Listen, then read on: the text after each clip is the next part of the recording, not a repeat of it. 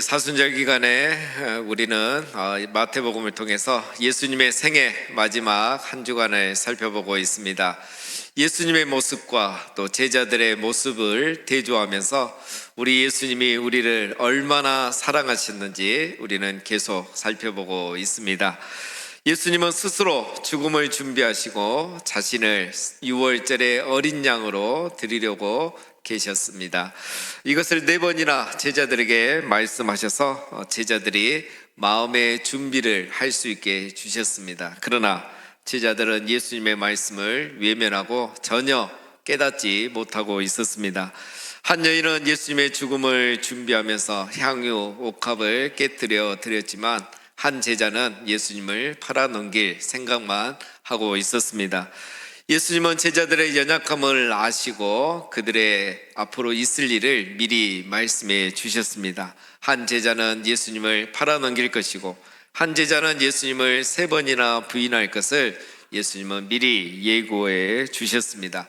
우리 예수님이 이렇게 말씀하신 데는 크게 2가지 이유가 있었습니다. 첫째는 이것을 다 아시고도 예수님이 그들을 변함없이 사랑하고 계시고 또 그들을 용서할 준비가 다 되어 있다는 것을 말씀해 주고자 하신 것이었습니다. 미워해서 하신 말씀도 아니고 배신감에 화가 나서 하신 말씀도 아니었습니다. 제자들을 변함없이 사랑하시는 예수님의 마음을 그렇게 말씀해 주신 겁니다. 2번째는 제자들이 자신들의 연약함을 깨닫고 나중에라도 회개하고 다시 돌아올 수 있는 여지를 준비해 주신 겁니다.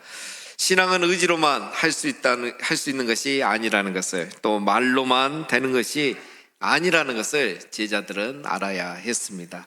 여러분, 신앙은 결단과 구호로 되는 것이 아닙니다. 그러나 제자들은 이것을 전혀 모르고 있었죠.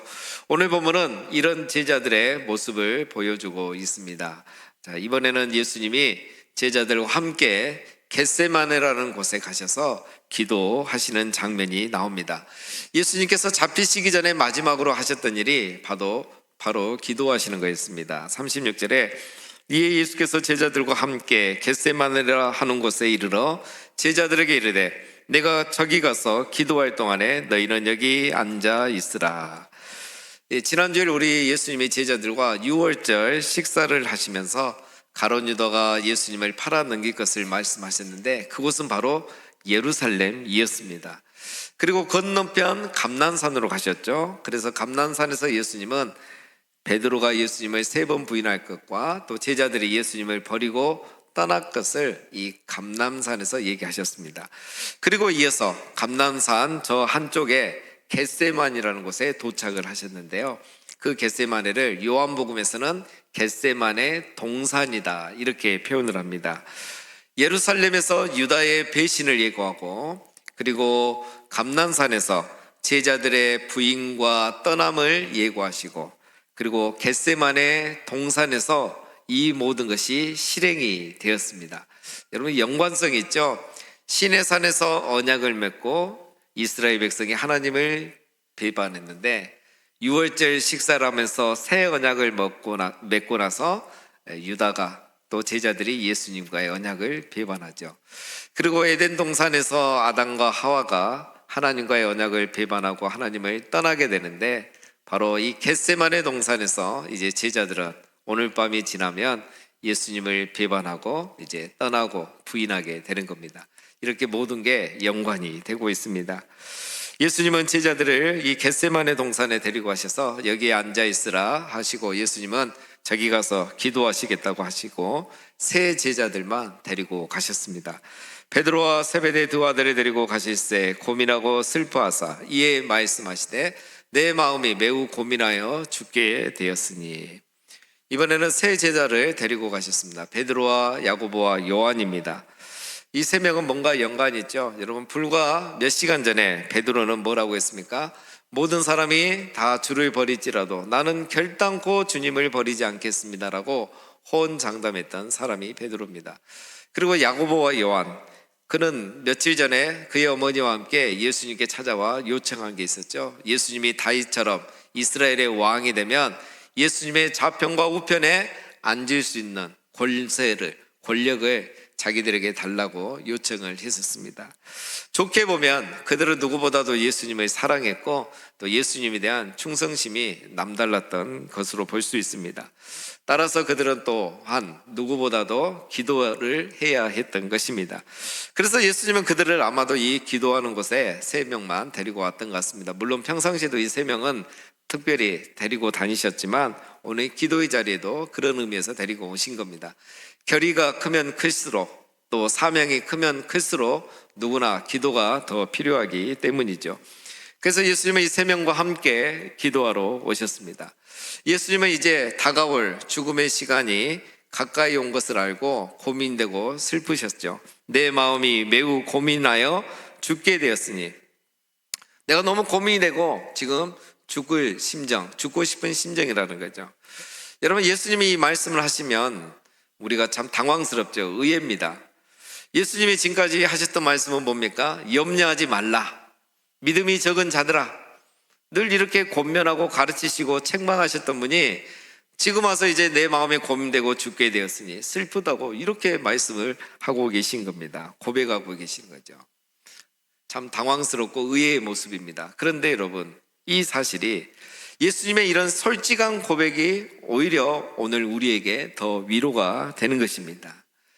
여러분, 죽음의 길은 슬픔과 고통의 길이고 또 배신과 버림당함은 고통의 길입니다. 괴로운 길입니다. 예수님에게는 더더욱 그랬습니다. 예수님은 사람에게, 제자에게 뿐만 아니라 하나님에게도 십자가에서 버림을 받으셨잖아요. 하나님은 십자가에서 예수님을 지켜주고 도와주는 게 아니라 그냥 죽도록 내버려 주셨습니다. 버림당한 거죠.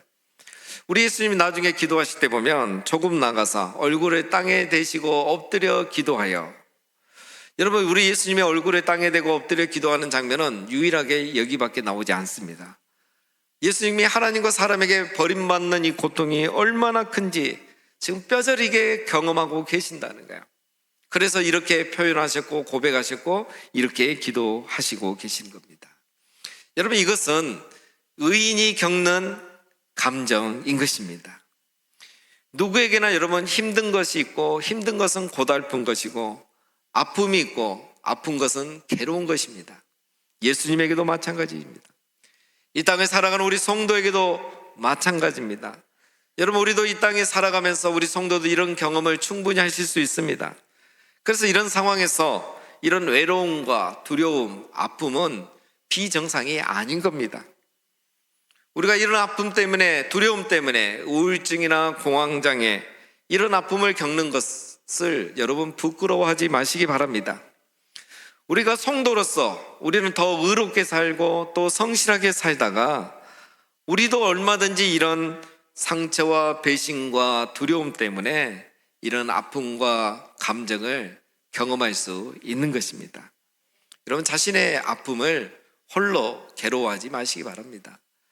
병원에 가셔서 치료도 받으시고 또 상담도 받으시고 또 성도들에게 오픈하시고 기도도 부탁하시기 바랍니다. 오늘 예수님도 보면 이 자신의 이런 아픔을 오픈하셨죠. 제자들에게 고백하시고 함께 기도하십니다. 이에 말씀하시되 내 마음이 매우 고민하여 죽게 되었으니 너희는 여기 머물라 나와 함께 깨어 있으라. 나와 함께 깨어 있으라.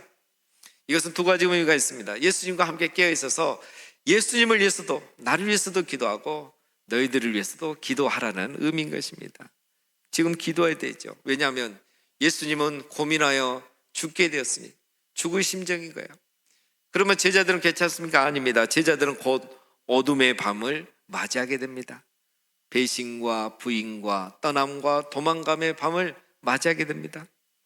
결단으로만 부인하지 않을 수 없고 의지로만 배신하지 않고 예수님 곁을 지킬 수 없으니 너희도 깨어서 기도하고 준비하라. 나를 위해서 기도할 뿐만 아니라 너희를 위해서도 깨어서 기도하고 준비하라는 말씀을 하신 겁니다. 예수님은 이렇게 말씀하시고 기도하러 가셨습니다. 그러나 제자들은 기도하지 않았습니다. 예수님이 기도하시고 돌아오셨는데 제자들은 기도하지 않고 자고 있었던 거죠. 제자들에게 오사 그 자는 것을 보시고 베드로에게 말씀하시되 너희가 나와 함께 한 시간도 이렇게 깨어 있을 수 없더냐? 여러분, 이 말씀을 보면 우리 예수님이 이 중요한 순간에 이제 잠시 몇 시간 오면 죽으실 건데 우리 예수님 마지막에도 1시간이나 기도하셨다는 걸 알 수 있습니다. 예수님은 이 순간에도 적어도 1시간을 기도하셨습니다. 그렇게 3번이나 기도하셨어요. 그만큼 중요한 순간이라는 거죠. 기도가 필요한 순간이라는 거죠. 그런데 제자들은 자고 있었습니다. 예수님은 함께 기도하기를 원했는데 제자들은 계속 잠만 자고 있었습니다. 예수님은 함께 기도하기를 원하셨건만 결국 예수님은 홀로 기도의 시간을 보내게 되신 겁니다. 이렇게 3번이나 같은 일이 반복되었습니다. 우리가 이 본문에 너무 잘 알고 있죠. 예수님은 가서 홀로 기도하시고 제자들은 자고, 예수님은 다시 가서 홀로 기도하시고 제자들은 여전히 눈꺼풀이 무거워서 자고 있고, 예수님은 다시 가서 3번째 나가서 홀로 기도하시고 제자들은 계속 잠만 자고 있었습니다. 사랑하는 여러분, 이것이 바로 하나님 앞에 우리 모든 인간의 모습입니다. 우리도 여러분 예수님처럼 중요한 순간에는 하나님 앞에 홀로 서야만 하는 그런 존재인 것입니다. 케르케고르는 이런 인간의 존재를 단독자라고 그렇게 불렀습니다. 하나님 앞에 홀로 서 있는 존재. 결국은 언젠가는 결정적일 때는 하나님 앞에 홀로 서야만 하는 존재, 그리고 선택하고 결단하는 존재, 바로 그게 우리 인간이라는 것입니다. 그래서 신앙인은 결국 홀로 하나님 앞에 기도하게 되는 것입니다. 신앙은 하나님 앞에 홀로 서서 기도하고 거기서 하나님의 은혜를 경험하고 거기서 세상을 이길 힘을 얻는 것입니다.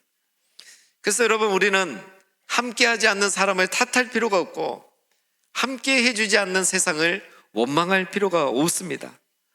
결국 인간은 하나님 앞에서 홀로 기도하고 홀로 선택하고 홀로 결단해야 하는 존재인 것입니다. 신앙의 길은 누구나 홀로 이 단독자의 길을 지나가는 순간이 있는 것입니다. 믿음의 조상 아브라함도 그랬습니다. 아브라함이 여러분 처음부터 믿음의 조상이 된 게 아닙니다. 갈대우르를 떠나서 믿음의 조상이 된 게 아닙니다. 아브라함도 이 홀로 하나님 앞에 섰던 순간이 있었습니다. 아들을 번제로 바쳐야 하는 상황에서 아브라함은 홀로 하나님 앞에 서 있었습니다. 가족이 함께 있지 않았습니다. 종들도 함께 하지 못하게 했습니다. 이삭은 옆에 있었지만 똘똘 묶여서 번제단 위에 올려져 있는 제물일 뿐이었습니다. 아무런 도움이 되지 않았던 거죠. 아브라함은 홀로 하나님 앞에 서서 기도하고 선택하고 결단해야 했던 것입니다. 그러나 홀로 하나님 앞에 서서 기도하고 선택하고 결단하기를, 그래서 칼을 들어 그 아들을 번제로 드리려고 했던 겁니다. 그러나 거기서 아브라함은 여호와 일의 하나님을 경험하게 되었던 것입니다. 아브라함은 바로 그 순간부터 믿음의 조상으로 서게 되었던 것입니다. 아브라함은 홀로 이 단독자의 시간에 믿음의 조상으로 거듭날 수 있었던 것입니다. 예수님 마찬가지입니다. 우리 예수님이 결국 죽음의 길, 십자가의 길을 가실 수 있었던 것은 겟세마네에서 홀로 기도의 시간을 보내셨기 때문인 겁니다. 예수님이 죽음을 통하여 우리의 구원자가 되실 수 있었던 것은 겟세마네 동산에서 홀로 이 단독자의 시간을, 기도의 시간을 보내며 하나님 앞에 선택과 결단을 하셨기 때문인 것입니다. 여러분, 오늘 우리에게도 홀로 기도하는 시간이 필요한 이유가 이것입니다. 누구에게나 우리 인간은 홀로 단독자의 시간, 이 하나님 앞에 서는 시간이 필요한 것입니다. 이것이 중요한 겁니다. 우리가 오늘 이 자리에 예배 주일을 맞이하여 예배하는 것도 중요하고, 다음 주에 있을 성찬식 준비, 새벽 기도에도 중요하고, 또 고난주간 저녁 부흥에도 중요합니다. 이런 모임에 우리가 함께 참여하는 것도 중요합니다. 그러나 거기서 우리는 하나님의 말씀을 듣고 홀로 단독자의 시간을 가져야 하는 것입니다. 그래서 내게 주신 말씀 앞에 우리는 기도하고 홀로 하나님 앞에 서서 선택하고 결단하는 시간을 가져야 하는 것입니다. 여러분, 우리는 착각해서는 안 됩니다. 우리가 이 예배 자리에 있다는 것으로, 집회에 참여했다는 것만으로 마치 우리가 믿음의 완성자가 된 것처럼 착각해서는 아니 됩니다. 케고르가 이런 말을 했습니다. 군중은 거짓이다. 의미가 있는 말입니다. 군중 속에 있는 믿음은 가짜일 수 있다는 거예요. 우리가 이 은혜로운 찬양을 하고 뜨거운 기도를 하고 은혜로운 예배를 하는 순간, 그 자리에 있을 때 마치 나의 믿음도 그런 것처럼 착각합니다. 군중 속의 믿음은 거짓이고 가짜일 수 있습니다. 군중 속의 신앙은 자기를 속일 수가 있습니다. 내가 결코 주를 버리지 않겠다고 뜨겁게 고백하지만 그것은 어느 한순간 예수님을 3번이나 부인하고 떠나버릴 수도 있는 것입니다. 오직 하나님 앞에 홀로 있는 시간, 하나님 앞에 홀로 기도하고 거기서 선택하고 결단하는 신앙이 진짜 신앙인 것입니다. 모리아 산에서 홀로 단독자의 시간을 보낸 아브라함처럼, 겟세마네 동산에서 홀로 이 혼자의 시간을 보내신 예수님처럼, 오늘 우리에게는 이 주일 예배가 또 매 순간 하나님의 말씀을 붙잡고 홀로 하나님 앞에 서서 선택하고 결단하는 그러한 믿음이 우리에게 필요한 것입니다. 그래서 우리는 이 사순절에 예수님처럼 기도하는 것이 필요한 것입니다.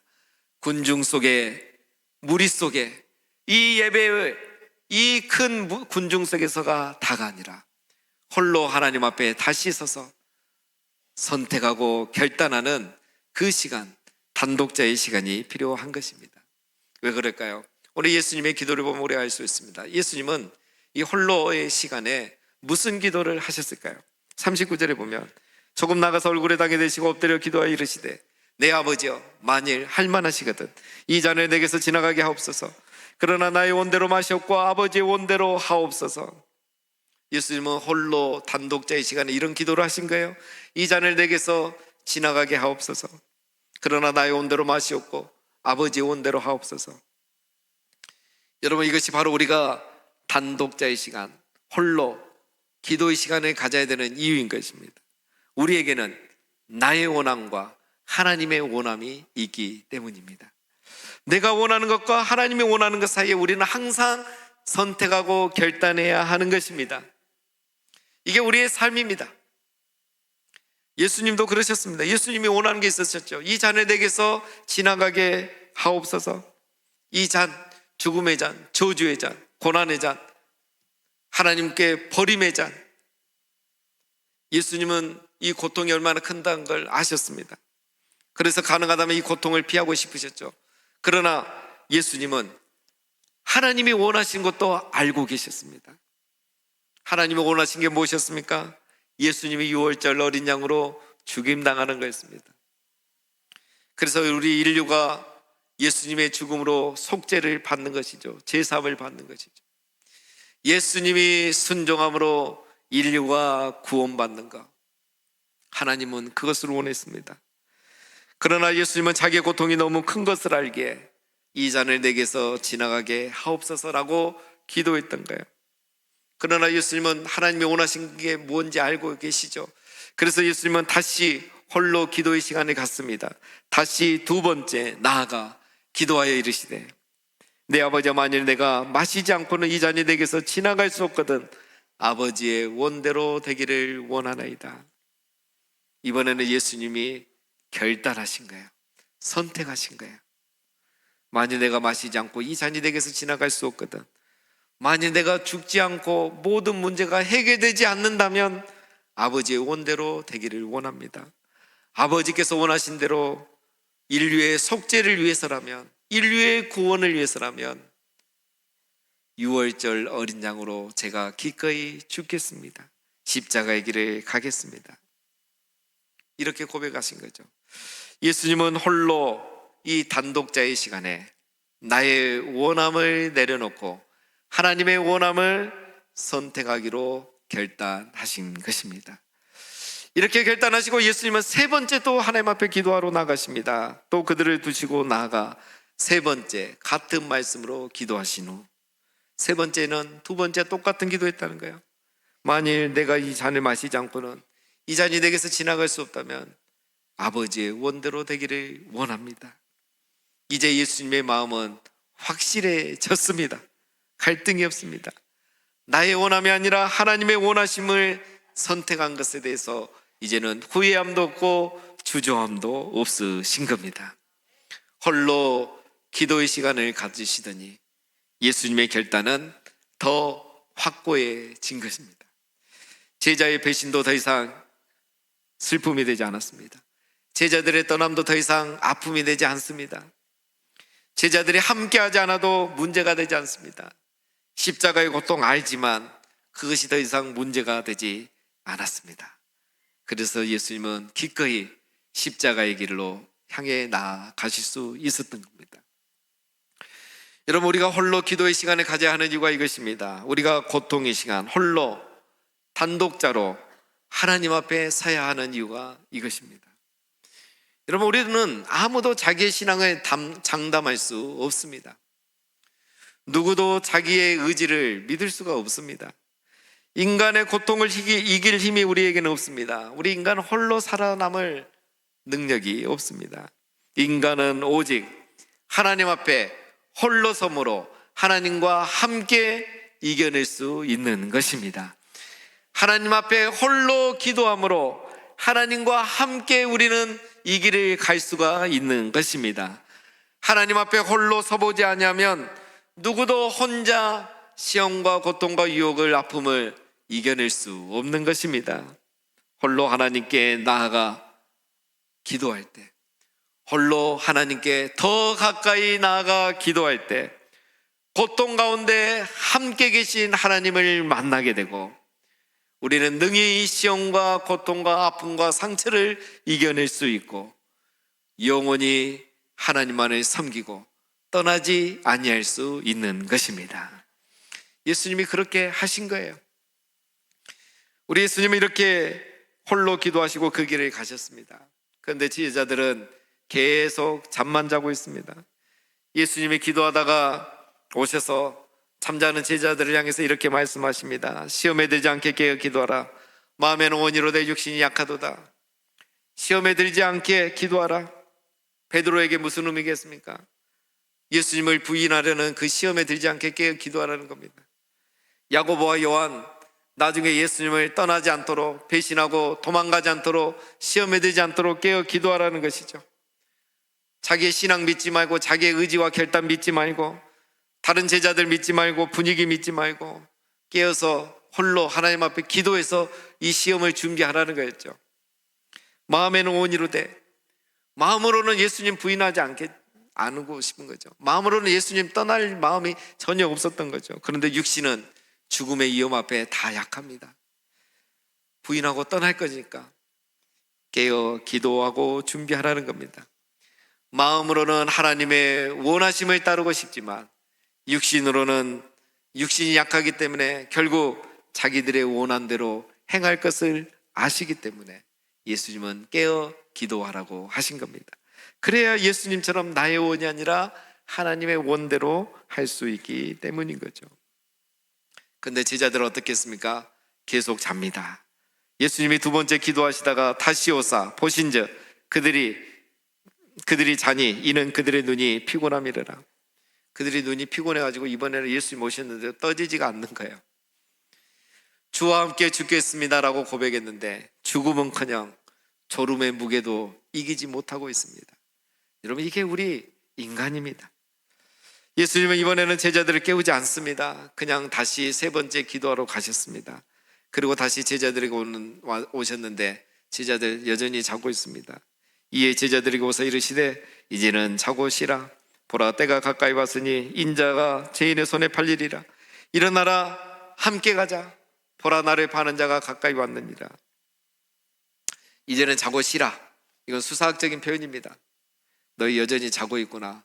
아직도 자고 있냐? 지금도 자고 있냐? 언제까지 잘래? 계속 자라. 이런 의미입니다. 그냥 특별한 게 아니죠. 이제는 때가 가까이 왔으니, 이 때는 예수님이 넘겨지는 때를 말합니다. 이제 예수님이 넘겨져서 이제 잡혀가게 됩니다. 우리 다음 주에 살펴볼 겁니다. 그래서 이제 내가 잡혀갈 거고 넘겨질 거니 일어나 함께 가자라고 말씀하신 겁니다. 자, 그러나 우리는 알고 있습니다. 여러분, 예수님은 이처럼 계속 홀로 기도하셨고 제자들은 계속 잠만 자고 있었습니다. 그래서 제자들은 아무런 변화가 없습니다. 다음 주에 보면은 예수님을 팔아넘기고 또 부인하고 다 도망갑니다. 예수님이 자기의 죽음을 4번이나 그렇게 말씀하셨는데 그것을 깨닫지 못합니다. 예수님이 깨어 기도하라 몇 번이나 그렇게 부탁하셨는데 깨어 기도하지 못합니다. 예수님이 일어나 함께 가자 그렇게 부탁하고 말씀하셨는데 그들은 함께 가지 않고 예수님을 버리고 결국 다 도망갔습니다. 왜 이렇게 됐습니까? 예수님은 홀로 기도하셨기에 홀로 십자가의 길을 가실 수 있었고 하나님이 원하시는 길을 가실 수 있었던 겁니다. 제자들은 계속 잠만 잤기에 육신이 원한 대로 자기들이 원하는 대로 그 길을 갔던 것입니다. 사랑하는 우리 성도 여러분, 말로 장담하는 신앙이 아니라 기도의 무릎으로 순종하는 신앙이 십자가를 지나 영광에 이를 수 있는 것입니다. 오늘 우리 예수님은 순종하기 위해서 기도하셨습니다. 정말 이 잔이 내게서 지나가게 하시옵소서, 그걸 원했다면 예수님 기도하지 않으셨을 겁니다. 여러분, 우리가 왜 기도하지 않습니까? 우리는 나의 원대로 하기 때문에 기도할 필요가 없는 겁니다. 하나님의 원대로 하고 싶은 분들이 기도하는 거예요. 나의 원함도 있는데 하나님의 원함은 알기 때문에 하나님의 원함대로 결단하기 위해서 기도하는 거예요. 순종하기 위해서 기도하는 겁니다. 나의 원함대로 사는 사람들은 절대 기도하지 않아요. 예수님은 순종하기 위해서 기도했습니다. 군중 속에서 큰 소리 치는 것이 아니라 하나님 앞에서 홀로 기도하는 사람이 여러분 자기 신앙을 지킬 수 있는 것입니다. 베드로는 제자들 속에서 예수님을 버리지 않겠다고 큰 소리 쳤지만 결국 예수님을 버렸고, 예수님은 하나님 앞에서 홀로 기도하시고 하나님을 버리지 않았습니다. 하나님의 뜻을 버리지 않았습니다. 여러분, 의욕과 자신감이 믿음이 아닙니다. 결단과 의지로만 신앙을 지킬 수 없습니다. 우리는 누구도 자기 신앙을 장담할 수 없습니다. 오늘 이 무지한 제자들에게 필요한 것은 의지와 결단이 아니라 기도였습니다. 나의 원함을 내려놓고 하나님의 원하심을 따르겠다는 결단의 기도가 필요했습니다. 자기 부정과 절대 의존의 기도, 홀로 기도하는 단독자의 시간이 제자들에게 필요했습니다. 그러나 그들은 이런 기도를 알 리가 없었던 거죠. 기도는 여러분, 고난을 피하기 위해서 하는 강구가 아니라 순종하기 위해서 하는 고백인 것입니다. 기도는 나의 원함을 내려놓고 하나님의 원함을 선택하고 따르겠다는 결단의 고백인 것입니다. 예수님이 바로 그런 기도를 하셨던 것입니다. 고통 가운데 홀로, 고통 가운데 계신 하나님 앞에 홀로 기도하셨던 겁니다. 그래서 예수님은 끝까지 묵묵히 십자가의 길을 걸어가실 수 있으셨던 것입니다. 사랑하는 우리 성도 여러분, 우리 예수님은 홀로 1시간을 이렇게 3번이나 기도하셨습니다. 고민하고 슬퍼하실 때, 마음에 고민이 있고 죽을 정도로 괴로울 때 홀로 예수님은 고통 가운데 계신 하나님께 더 가까이 나아가 기도하셨습니다. 예수님이 홀로 기도하시니 누가복음에 보면 천사가 함께 수종 들어줬고 하나님이 함께 그 자리에 계셔서 예수님의 기도를 들어주셨던 것입니다. 제자들은 떠나고 사람들은 떠나지만 하나님 앞에 홀로 섰을 때 천사가 함께 수종 들고 하나님이 함께 그 자리에 계셨던 것입니다. 그래서 예수님은 거기서 하나님의 은혜를 힘입어 십자가의 고통을 이겨내고 죽음의 고통을 이겨내고 끝까지 자기 제자들을 사랑하는 그 길을 가질 수 있으셨던 것입니다. 사랑하는 우리 성도 여러분, 이 사순절에 우리 모두가 기도하시는 예수님을 본 받으시기를 주님의 이름으로 축원드립니다.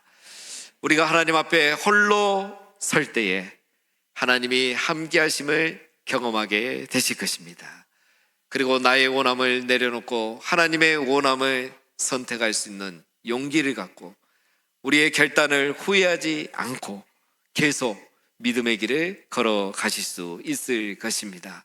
이 사순절에 우리 예수님처럼 하나님 앞에 홀로 기도하고 단독자의 시간을 가지셔서 정말 우리 모두도 사명의 길을 끝까지 완주하고 결국 십자가의 영광을 함께 보게 되는 우리 모두가 다 되시기를 주님의 이름으로 축원드립니다.